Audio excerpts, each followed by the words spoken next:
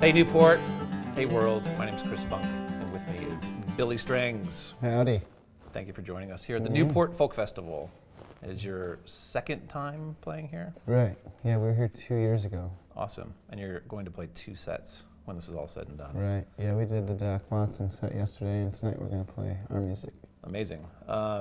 It was a great Doc Watson set. You did talk about a little bit about your father and the Doc Watson set, sitting you down and putting a record on, and that one of my favorite records too, by the way, is that record. But I wanted to ask you, is there anybody in your life, your father, obviously you talk about him a lot, is he the major mentor, educator in your life with music and getting to you to where you're at right now? Yeah. The style of music you're playing? Yeah, big time. I mean, from the time I was 3, 4 years old, I was kind of surrounded by Bluegrass and Doc Watson music and, you know, Bill Monroe, Flat and Scruggs, and Stanley Brothers and stuff like that. Yeah. And so my dad would play at parties and stuff like that, and I just saw the joy that he would really bring to people, and it's like, that's what I wanted to do. Yeah. And one time when I was like probably 4 years old, my folks brought me to SöPa Bluegrass Festival up there, and I think Larry Sparks was playing and a couple other, Ralph Stanley was up there. And that was the first time I saw bluegrass musicians dressed up in suits with big hats and gold-plated banjos, and the first time I had heard, you know, twin fiddles coming through a PA, Yeah. and 3-part harmony coming through a PA, and the way the banjo sounds playing into a 57. Sure. And before then, I had heard a lot of bluegrass on the records that my dad would play, and just playing with my dad around the campfire and stuff, and like, you know, just around the house. Yeah. I would hear it in the living room. Right. But that was my first time seeing it on stage, and it was probably like, you know, a little kid seeing a big red fire truck or something. It's like, wow. Electrified, You know, hard driving. That's what I want to do. Yeah, You know? yeah, for sure. And it's fair to say, too, in the acoustic music community and bluegrass and that world, I feel like you can suddenly start meeting people pretty quickly, too, like people of note, you know. Did you remember, like, going to festivals and meeting someone you saw on a record, or they're just like, maybe that band you saw was it, you know? That was. Yeah, I mean, to us, it was kind of like, it wasn't like that very much. I mean, to me, these guys were legends, you know. I mean, they are legends, but it's like, there's no way I'm ever going to meet Del McCoury, Yeah. or David Grisman or Bela Fleck or any of these, Sam Bush or anybody, you know. Yeah. They were like idols to us. I mean, I'm just from a small little town, and, you know, and honestly, when we went to the bluegrass festivals, even as I was growing up, we never made it to the main stage to see the music. I mean, we were going there to pick, and most of the time we didn't end up even seeing the acts or anything like that. And I would play with tons of great musicians, but none of them were of any notoriety. Right. Amazing pickers, but they're just Joe from down the block who has a banjo, and he's sitting out there by his camper, and he came here to pick. It was crazy, man. I mean, we never saw the bands. I mean, my dad talks about he missed Bill Monroe because he was in the woods playing with these 2 old twin fiddler guys, you know, and he could hear Bill, man, I should really get going. Oh no, pick another one with us. And by that time, Bill's set was over. He never saw Bill Monroe play, you know, and that's just how it was. It was like, we're going to a bluegrass festival. We weren't going to like see the bands. We were going to pick, you know. We'd be out there in the campground. Yeah. And also the festivals that I was playing back then were 300-400 people, and it was like the bingo crowd, you know, lawn chairs, a couple campers back there, people picking, and it was a really small festival. I had no idea that there was any band with a banjo playing at Red Rocks and, you know, the Fillmores and the cool rock clubs and stuff. Like, I didn't learn that until 2012 or something, when I kind of learned about String Cheese Incident and kind of this more progressive, like, you know, Leftover Sam and Green Sky and stuff like that. I had no idea that was happening. So it's fair to say that community was your educator, right? The community around, the people you're playing with, people impassioned about music. And just the music itself, I think bluegrass music was my educator. Like, I still play by ear, and I always have. It's kind of like almost a problem now that I'm in like Nashville sessions and stuff, and people are like, oh yeah, this is just 111 double 5, and you know, and I'm like, what the hell does that mean? And then, you know, they play the chords, and I'm like, oh, okay, like. And I've been in sessions with like Sam Bush and stuff, and he's like me, you know. Yeah. To me and Sam, it's like down down down down down down down, and to someone else, it's like 1 2 3 4 5 6 7 1 2 3 4, and you know, it's like this. They're like counting it. Everybody does it differently, you know. Sure. But I've always been I learned by ear. I mean, so learning that stuff as like a 4, 5, 6, 7-year-old kid, and I was just playing rhythm, by the way. I just played the chords. I hardly sang. I just was playing rhythm. My dad would play all the fancy picking and stuff.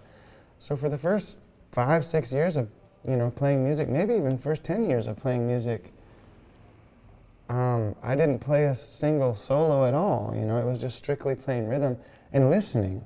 Listening to the harmonies, listening to the way that in bluegrass, there's this very distinctive sound where you have the low harmony and the high one, and when they move, sometimes the high one stays up here while the lower one moves, and it makes this cool kind of blend. And there's also this use of the blue notes, which is the lonesome sound in there, and that really comes from the bending in between the notes, or falling just short of a note and then bending up into it. It's lonesome, and I didn't know any of these. I couldn't talk about this stuff back then when I was a kid, but I understood it. I started to understand the essence that is the sound of bluegrass music. Right. And I surprised myself by being able to tell what chord was coming up next just by the, back then I wouldn't be able to say, oh, it's because my dad played G, right, and then he went to G7 before we went to C. And that's why I was able to, I bet it's C coming up next. And when it was, I'd be like, holy shit, I'm a genius. Right. You know what I mean? Yeah, I could play any song, I just guess, right.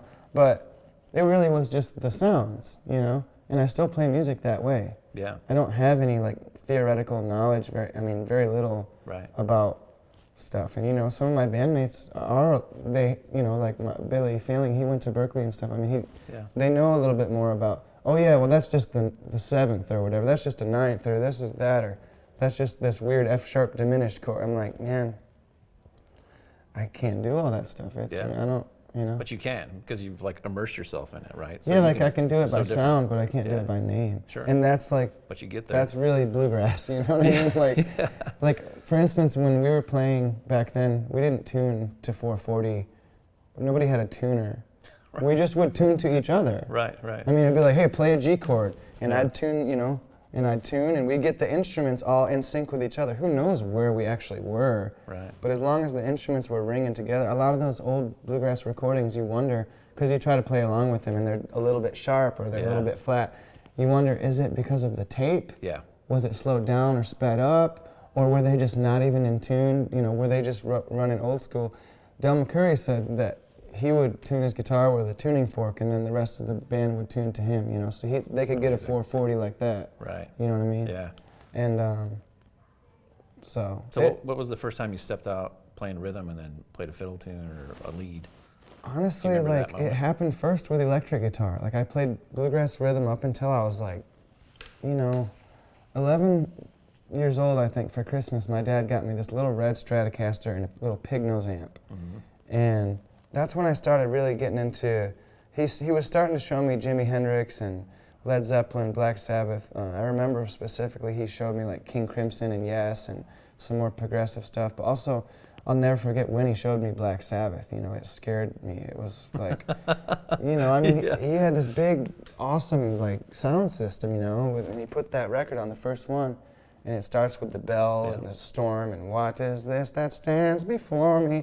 And talking about the devil and describing this figure. And I'm 7 years old and it was Jesus Christ, let me out of here, Yeah. But that really started this, once I learned about Hendrix, man, I was like, holy shit, look at this guy play guitar, Yeah. And so I started learning those kind of solos, a little blue. I learned how to play Red House. I learned how to play some Zeppelin stuff. My brother played drums, and my buddy Chris Heilman played bass, and so we would play, we had a little outfit by the time I was 11 or 12 called Groove Tongue.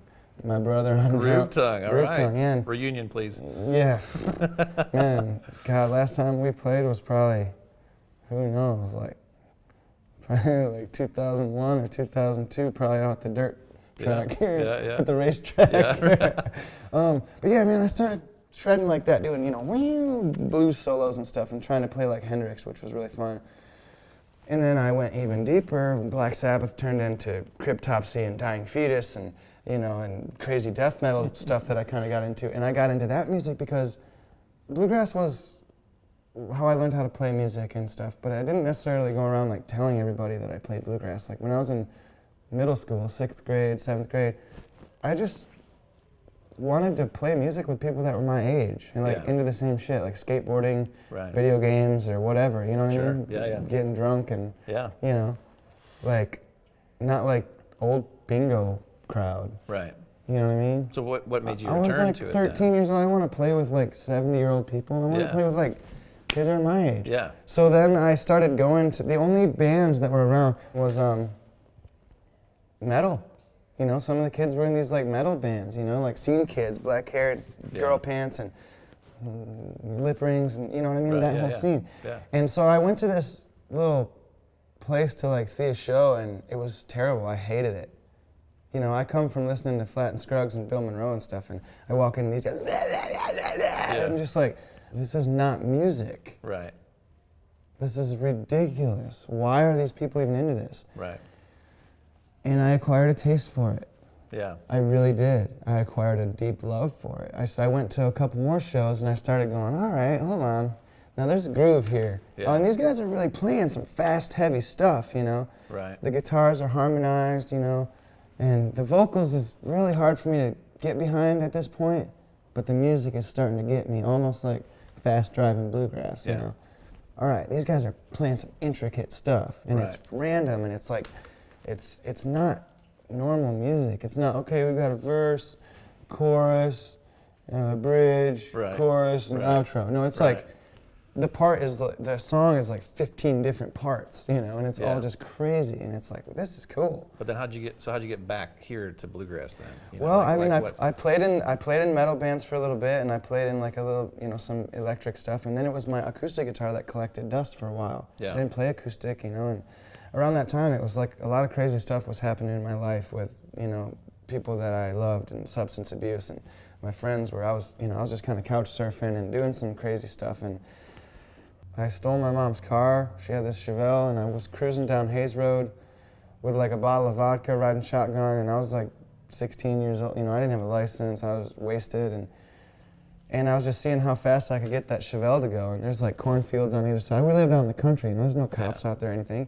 And when my mom would be asleep, you know, I'd just take the keys and take off or whatever, go booze cruising. Yeah. We did that for fun, you know. And there was this tape hanging out of the deck. And I'm just cruising, and I'm like, I wonder what Mom's listening to. And I push the tape in, and I turn it up, and Rank Stranger comes on, the Stanley Brothers. And I just like started slowing down and kind of pulled over and just listened to the song, and it made me cry. And I just like had this deja vu feeling of back in my childhood, learning how to play, you know, hanging out by the campfire by Stony Creek, and like back before everything was bad. You know, back before the drugs and back before the everything bad that happened, it was like I had this like portal back to my happy life. Right. My early childhood was great, you know, but when I was getting into my teenage years, stuff sort of fell apart, you know. And so it brought me right back to the good days, just playing with my dad, and you know, we had food in the cupboards and everything was good, and you know, and so then I just got this urge, man. I started going on YouTube and listening to Doc Watson a bunch again. You know, listening to the Bluegrass Boys and going, dude, this is heavier than the metal I listen to. Yeah. These guys are shredding. Yeah. And then slowly my electric guitar started. I kind of, you know, it just happened like my guitar player got back into heroin right as I was getting back into bluegrass. And so that band just fell apart. Yeah. And I got back into bluegrass, and I started going back over to my dad's house and being like, you know, how do you play Salt Creek, you know? And I remember the first time like playing Salt Creek, because he'd play, you know, he'd shred it, and I'm like, what are you doing? And he was playing, you know, and eventually I realized, oh, he's playing the melody. You can't just shred over, okay, you got A, you can't just noodle in A and then go G, and then noodle in G, and then go to C, and noodle in C. You got to play. You have to play that. You have to hum it on your guitar. Play form. Sing it. For sure. Play the notes of the melody. And then that is when I really started taking off. And then I moved up to Traverse City and kind of worked at a hotel for a little bit and realized this sucks, and just kind of took off with the flat picking thing, man. And Yeah. up there, it was like people never heard it before almost, you know. I went to a couple open mic nights and stuff and played Black Mountain Rag and blew everybody out of the water. It was like, holy shit, I have power. Yeah. Amazing. I can do something with this. Like, Yeah. maybe this corny shit that I grew up on isn't actually corny at all, and it's in fact really cool, and it blows people away. Well, I'm glad you took that booze cruise and your mom had that cassette in the car, because we're all happy you're here. I mean, dude, that was like a really specific moment that, you know, I'll never forget. It was really, I mean, honestly, emotional. It was like, Yeah. Could you show us on guitar, speaking of flat picking, like let's say I don't know what flat picking is. Let's say I play rhythm. Like, can you give us like a basic on the guitar, what that is? yeah, sure. Okay, cool. Let me grab this. Yeah. I might scoot over to the hair too.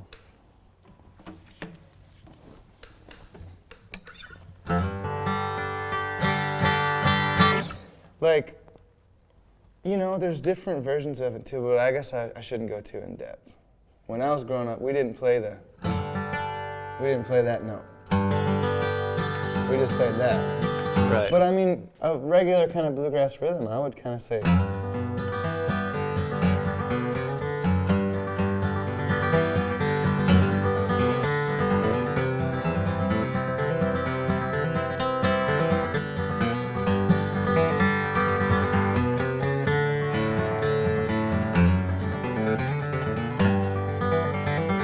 I got a little fancy, I'm sorry. Yeah, I'm talking no, about rhythm. it's all right. No, it's good. I think cross picking too is cool. Like, yeah. But I mean,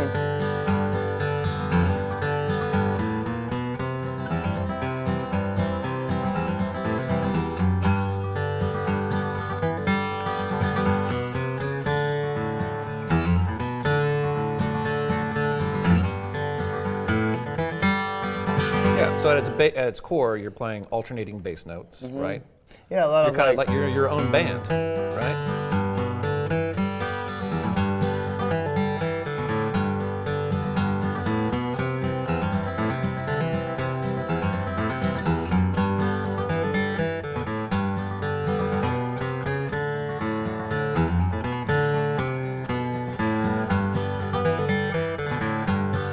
yeah, little bass runs and, you know.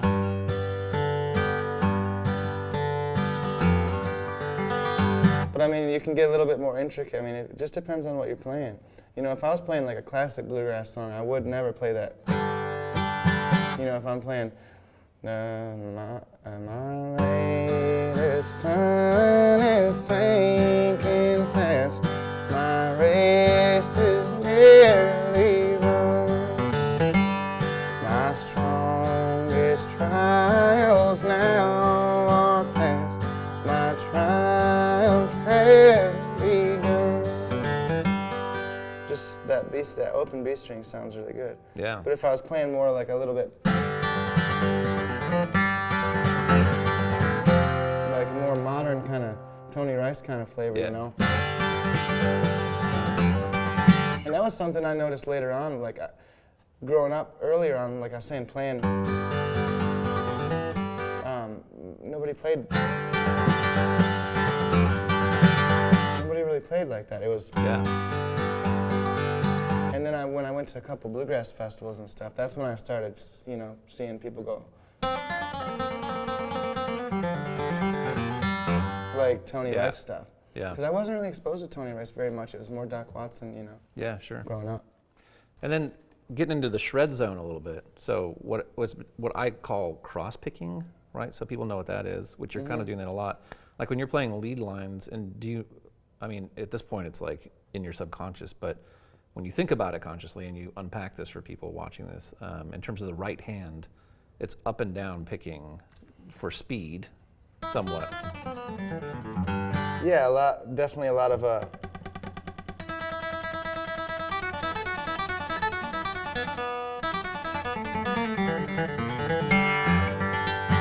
up and down, you know, picking on a single string or moving up and down the strings, you know. Yeah.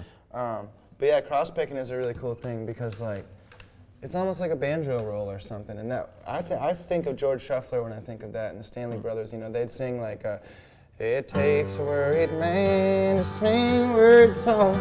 It takes a worried man to sing a worried song. It takes a worried man to sing a worried song. I'm worried now, and it won't be worried long. And he could outline that, and when it was his time to take a break, he could really outline that.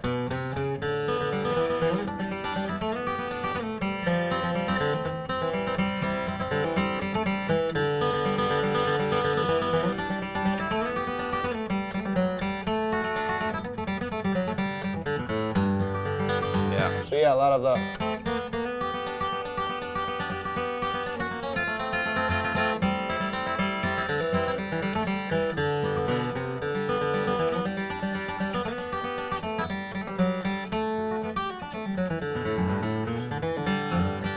like the Yeah, one, very two, much three, one, banjo, two, three, one, two, three. scrubbsy.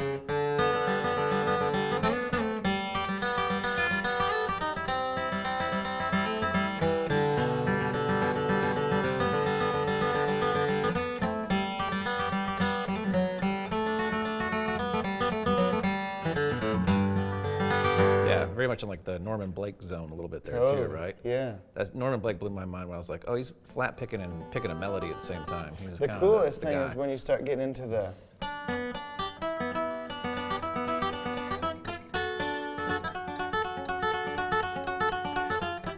and that's like a down, up thing. So Yeah. down on the B string, up on the G string, down on the B string, up on the E string.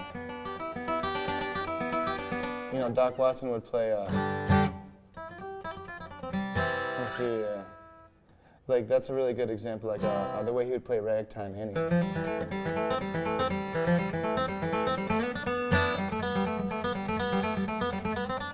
This little part.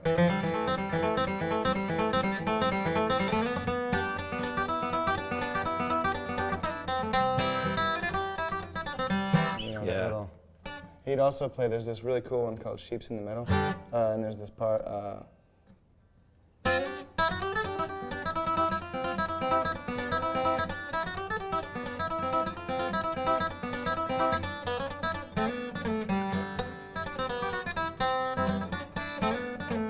yeah, that,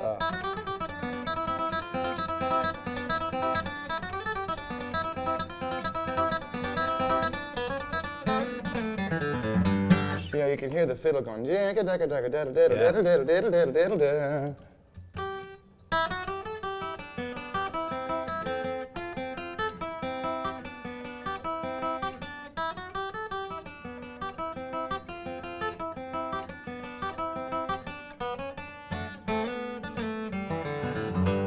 That right hand's working. Yeah, Awesome, man. Thanks for showing us that. of course. I've been Chris Funk, Billy Strings. Thank you, folks.